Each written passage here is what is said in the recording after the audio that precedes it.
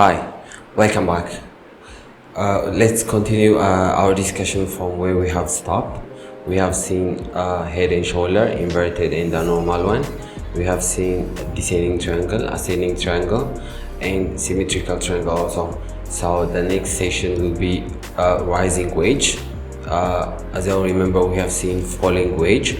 That's the scenario for a bullish market. When the market is trending upward, it takes a rest over there at some point where the bulls and bears will be fighting over there. So at that point, you will wait for the breakout, and whoever wins the battle, the market will be in that favor. So you wait for the breakout and you take an opportunity there, either buying or selling opportunity.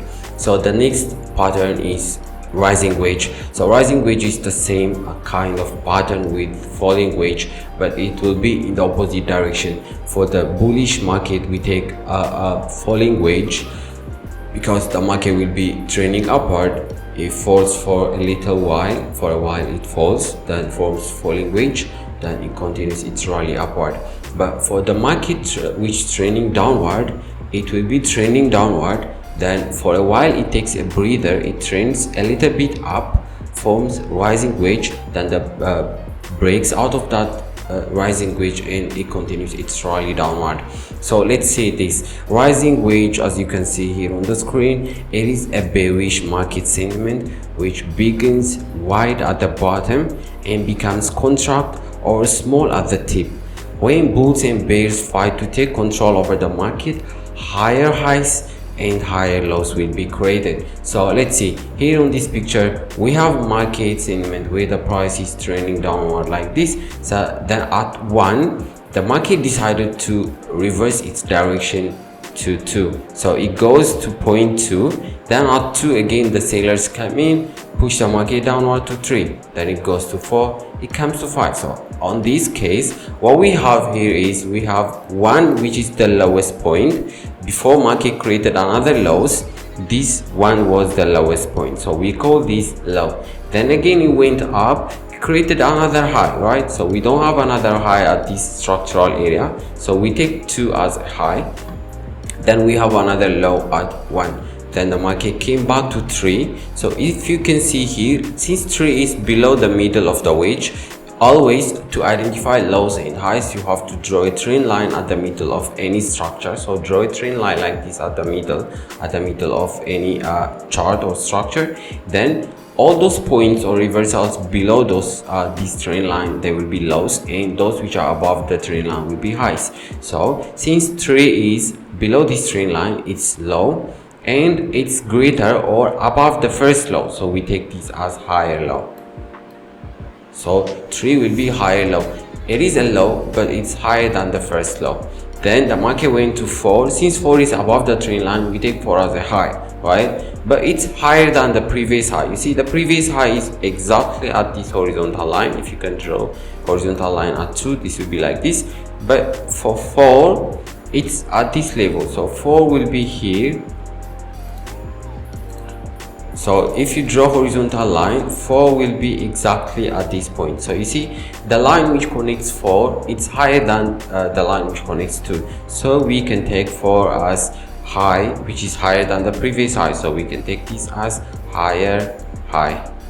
You see, so whenever the market creates higher high and higher low with a trend which is in downward direction like this, it is called a rising wedge. So connect those points together. So we can connect 2 and 4 together with the trend line, and we can connect also 3 and 5 with a trend line like this. So these trend lines, they give us a rising wedge. This is a wedge which is directed in upper side, so that's why we say rising wedge. So finally, in the rising wedge, price breaks downward like this. Since the market was trending downward in the major direction, after playing inside this rising wedge, price decides to break out of this trend line in the lower direction.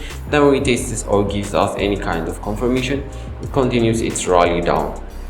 So as we have discussed, the take profit will be the height where we can measure from the first high and the first low, take it there to your entry. Take profit will be at this exact level, and your stop loss will be just above any type of rejection or reversal that you see especially inside this rising wedge. So now let's see an example, and I think it will be more clear for us. So we have a pound JPY chart on 1 hour time frame. So now let's see. Look, here we have a market which was trending downward. You cannot see it on the picture, it's cropped out, but the market was trending downward. Look, the market went down like this, then decided to take a little bit of breather, or it decided to take a rest over there. So in this rest period, buyers and sellers will be fighting, so highs and lows will be formed like this. So we can connect those highs and lows together like this, and finally we will get a rising wedge. Yeah, so finally the price broke out of this rising wedge. As you can see, price was trending downward. Here we had a downtrend, we have a structure called rising wedge over here, then price broke out of this structure finally in the downward direction. It retested this rising wedge and the rally continued. So always keep in mind that whenever the market trend either upward or downward, if it's either trending upward or downward, always there is a break. So in that break you can take advantage. So the next type of chart pattern is called cup and handle. So this chart pattern, we have a cup over here, then it has a handle on the right side, so it's easy to remember. The trend of the market will be, look, if it's cup and handle pattern, the market will be trending upward.